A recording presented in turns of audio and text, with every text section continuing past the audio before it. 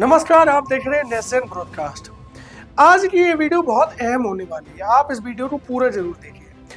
आज की इस वीडियो में हम बात करेंगे कि आखिर दिल्ली में प्रदूषण दिन प्रतिदिन क्यों बढ़ रहा है, इसका समाधान क्या है।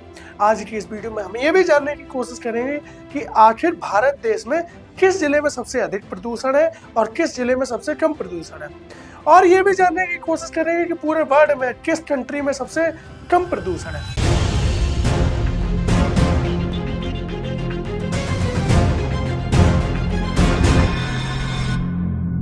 सबसे पहले बात करते हैं कि आखिर किस जिले में सबसे अधिक प्रदूषण है।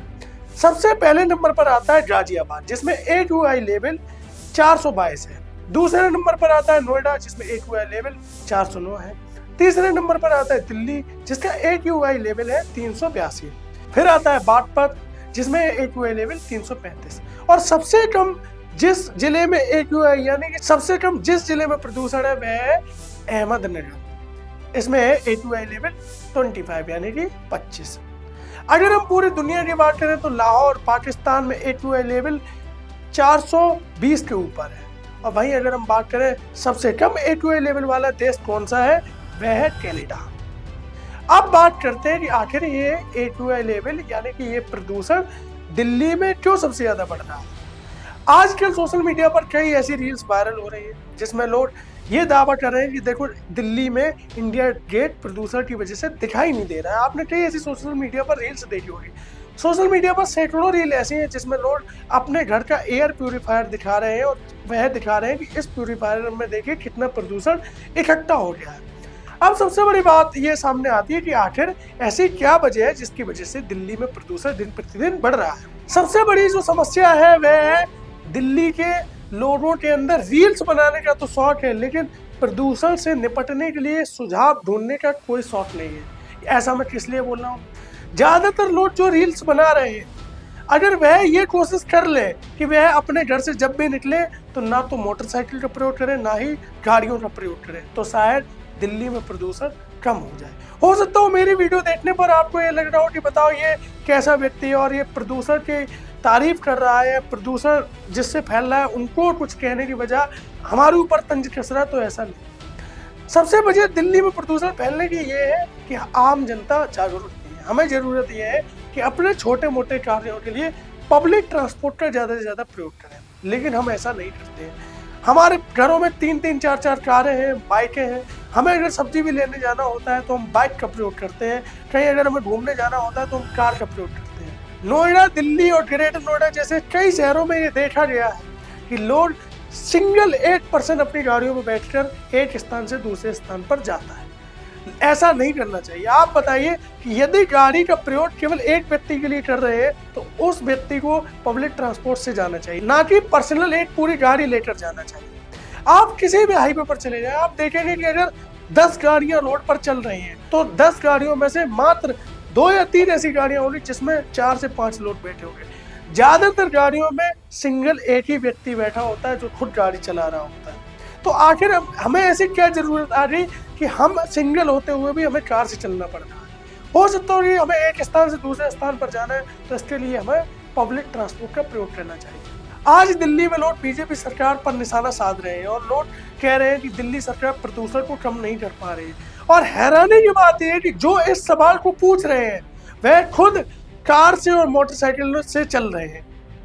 और सबसे बड़ा सवाल, क्या प्रदूषण अब जब से बीजेपी सरकार आई है तभी से फैला है, ये पहले से भी फैल रहा है। अगर देखा जाए तो आम आदमी पार्टी यानी कि अरविंद केजरीवाल भी ये पहले दावा करते थे कि दिल्ली में प्रदूषण इस वजह से फैला है जिसके पीछे रीजन पंजाब में पराली का जलाया जाता है। लेकिन बाद में जब पंजाब में आम आदमी पार्टी की सरकार बन गई तो अरविंद केजरीवाल ने इस मुद्दे को कभी नहीं उठाया। इससे पहले जब कांग्रेस की सरकार थी तब भी प्रदूषण का मुद्दा सुर्खियों में रहता था।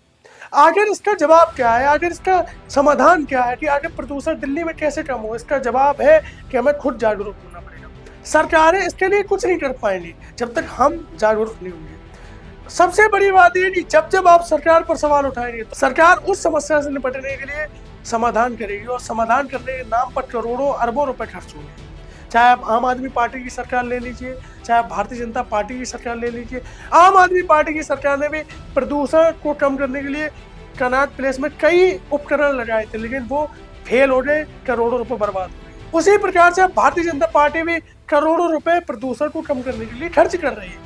लेकिन सवाल यही होता है, क्या हम कितने जिम्मेदार हैं? कहीं ना कहीं हम बाजार जाने के लिए जो बाइक का प्रयोग करते हैं, जो कार का प्रयोग करते हैं, ये प्रदूषण बढ़ाने के लिए सबसे महत्वपूर्ण है।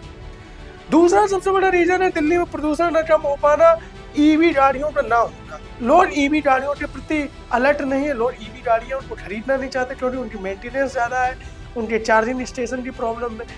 सरकार को आवश्यकता है कि एक ऐसा इंफ्रास्ट्रक्चर प्रोवाइड कराए जिसमें लोगों को अपनी ईवी गाड़ी चार्जिंग करने की सुविधा मौजूद हो, और साथ में अगर कोई भी व्यक्ति ईवी गाड़ी खरीद रहा है तो वह ईवी गाड़ी उसको कम दामों में उपलब्ध हो जाए। लोग ईवी गाड़ी जब तक नहीं खरीदेंगे तब तक इस प्रकार की समस्या होती रहेगी। तीसरा समाधान, लोग सरकार पर सवाल उठा रहे हैं लेकिन अपने ऊपर कोई सवाल नहीं उठा रहा। सर्दियों के सीजन में, चूंकि इस समय सर्दियों का सीजन चल रहा है, कई लोग ऐसे होंगे जो अपने घरों में शाम को अलाव या लकड़ी जलाते होंगे। किस लिए जलाते हैं? कि सांप बैठ के आग ताप ले। शायद कहीं ना कहीं इसकी वजह से भी दिल्ली में प्रदूषण बढ़ रहा है। तो हमें जरूरत ये नहीं है कि हम दूसरों के ऊपर दोषारोपण करें, हमें जरूरत ये है कि अपने अंदर को झांकें। हमें जरूरत ये है कि हम अपने आप को समझें कि आखिर दिल्ली में प्रदूषण हो क्यों रहा है। यदि आप कार से चलते रहेंगे, यदि आप मोटरसाइकिल से चलते रहेंगे, आप अपना कंफर्ट जोन नहीं छोड़ेंगे तो ये प्रदूषण दिन प्रतिदिन बढ़ता जाएगा। यदि वर्तमान समय में देखा जाए तो सोशल मीडिया पर लोग ये भी दावा कर रहे हैं कि देखिए हमने एयर फिल्टर 1 महीने पहले लिया था या 10 दिन पहले लिया था, कितनी सारी इसमें डस्ट जम रही है। ऐसा नहीं है।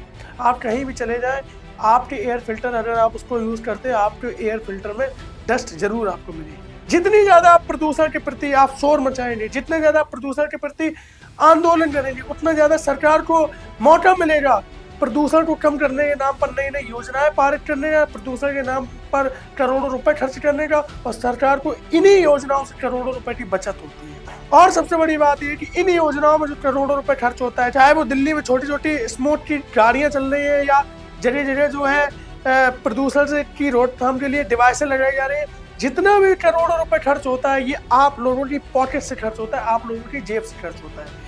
तो सबसे पहले रील्स ऐसी बनाए जिसमें रील्स में आप ये दिखाएं कि देखिए हमने तो अपनी गाड़ी छोड़ दी है, जब तक दिल्ली में प्रदूषण कम नहीं होगा मैं अपनी गाड़ी से नहीं चलूंगा। तो आपकी रील को देखकर लोग आपको फॉलो करेंगे, ना ही रील्स में आप अपनी गलती को किसी और के ऊपर थोपें। माना दिल्ली में प्रदूषण और प्रदूषण की समस्या पिछले 20 वर्षों से बनी हुई है, इसका समाधान क्या है? समाधान यही है, जब तक आम जनता इसका समाधान नहीं ढूंढेगी। अगर हम विदेशों की बात करें तो लोग विदेशों में पब्लिक ट्रांसपोर्ट का ज्यादा प्रयोग करते हैं, लोग विदेशों में ईवी गाड़ी का प्रयोग करते हैं। यदि आप चाइना चले जाएं तो आपको चाइना में 95% तक आपको ईवी गाड़ियां ही देखने को मिलेंगी। लेकिन भारत में सबसे पहले जो गाड़ियां सेल होती हैं वो डीजल गाड़ियां, फिर पेट्रोल गाड़ियां और फिर मोटरसाइकिल।